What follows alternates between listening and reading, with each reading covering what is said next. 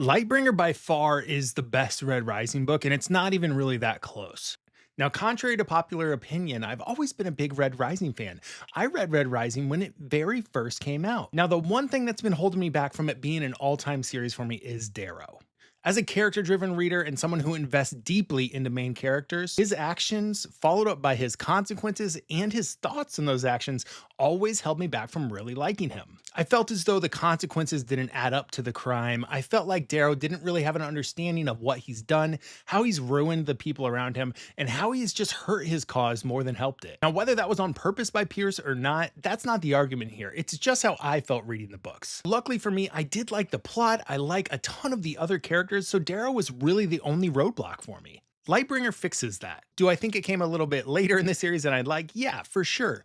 But it doesn't matter because we're here. Besides the political aspect, the buildup, and the story as a whole here in Lightbringer, which I think is done really well, the biggest, most positive thing for me is the way that it made me view Darrow.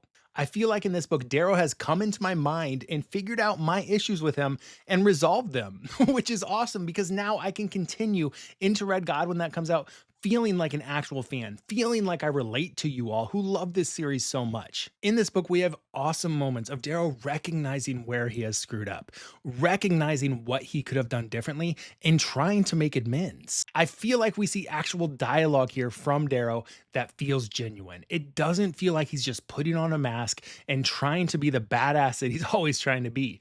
He's showing his emotions here. He's showing that he's a vulnerable person and accepting that what he has done was not the best option. More than anything, this makes me so excited for the next installment in the series because now I have a Darrow that I can be on board with.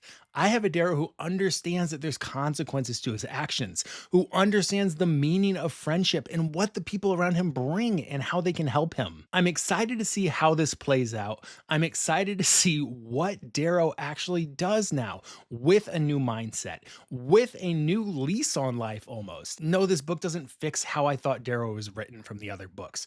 Again, that's personal preference. You can love Darrow as he is. I didn't. But at this point, I at least feel like he has come to a place where I can connect with Darrow. And that is what I wanted in the series all along. And Pierce finally did it here. I had such a great time reading it. It was a little slow to start, but that's because I did not have this new mindset on Darrow. Looking back, I feel like the beginning of this book was not boring. I just wasn't there emotionally. And now I am. I am. I am super excited to see what comes next. And no, I'm not going to call myself a howler because I don't want to be one. I still love Lysander.